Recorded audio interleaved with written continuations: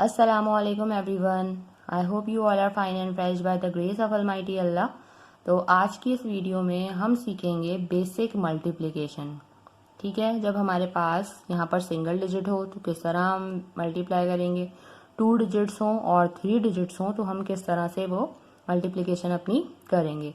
यहाँ मैंने सेम ही क्वेश्चन लिया है 246, 246 एंड 246। ठीक है, यहाँ हमारे पास सिर्फ और सिर्फ जो इस नंबर से हमें मल्टीप्लाई करना है, जो हमारा मल्टीप्लायर है वो सिर्फ एक डिजिट है। यहाँ पे हमारे पास 2 मल्टीप्लायर्स की वैल्यूज हैं और यहाँ पर 3।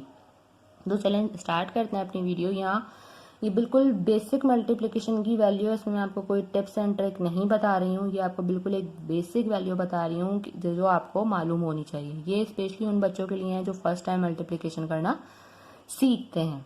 ठीक है, जब आपको बेसिक मल्टीप्लिकेशन आ जाती है उसके बाद ही आप टिप्स एंड ट्रिक्स की तरफ बढ़ते हैं।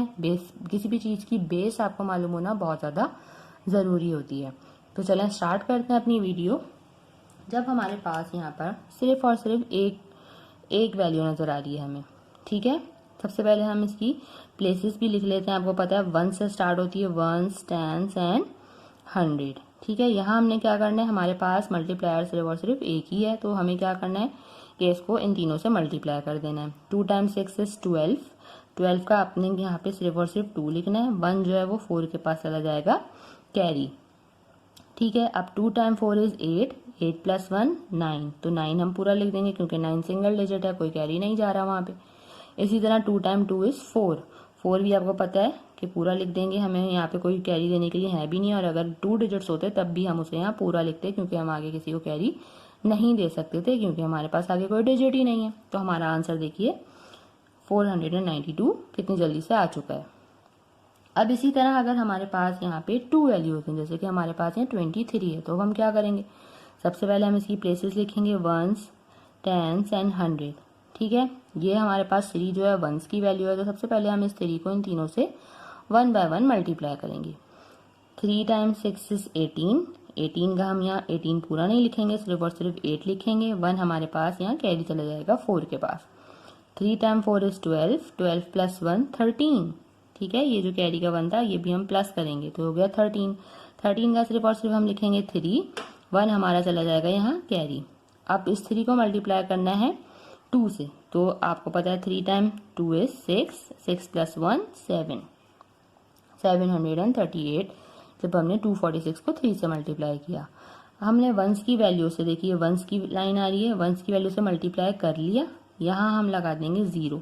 जब हम 10s की वैल्यू यानी कि इस 2 से इन तीनों को मल्टीप्लाई करेंगे तो हम इसे लिखना भी 10s के कॉलम से ही स्टार्ट करेंगे, यानी कि यहाँ से। ये नहीं करेंगे कि हम अगर 2 टाइम्स 6 इज 12 कर रहे हैं तो 12 का 2 हम यहाँ लिख के बैठ गए। No, it's wrong. यहाँ हमने 0 पुट करना है। ठीक है, 1s के कॉलम में। और हमने जब 10s को मल्टीप्लाई कर रहे हैं, 10s को मल्टीप्लाई कर रहे हैं तो 10s के नीचे से ही लिखना स्टार्ट करना है। तो यहाँ पर हम इस 2 को इन तीनों से मल्टीप्लाई करेंगे। 2 टाइम्स 6 इज 12। 12 का 2। 1 जो है वो अगेन यहाँ हमारे पास 4 के पास कैरी चला जाएगा। 2 टाइम 4 इज 8।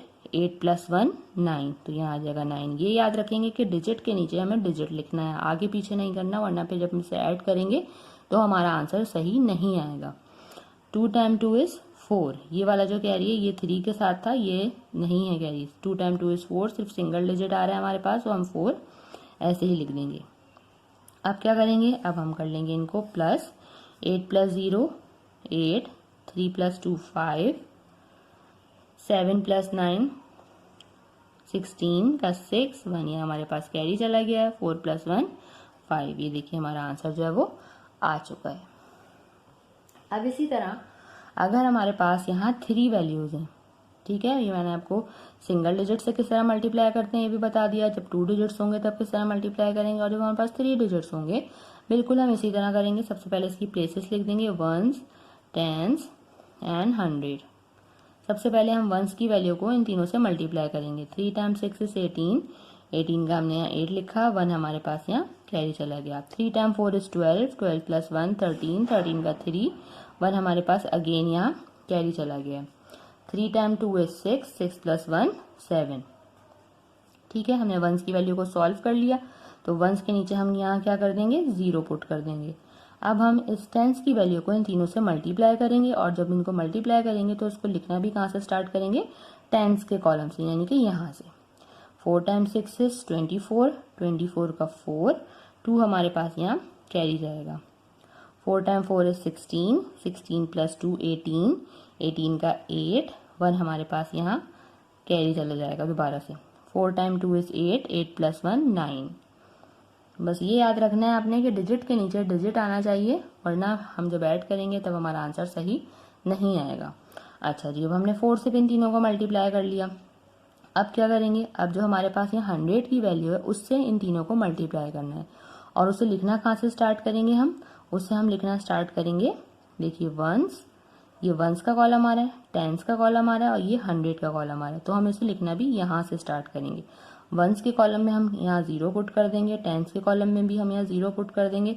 अब हम 100 की वैल्यू को मल्टीप्लाई कर रहे हैं तो लिखना भी हम कहाँ से स्टार्ट करेंगे, 100 के नीचे से, 100 के कॉलम से, ठीक है। 2 टाइम्स 6 इज 12, 12 का हमने यहाँ पे लिखना है सिर्फ और सिर्फ 2, 1 हमारा यहाँ थर्ड कैरी है, देखिए।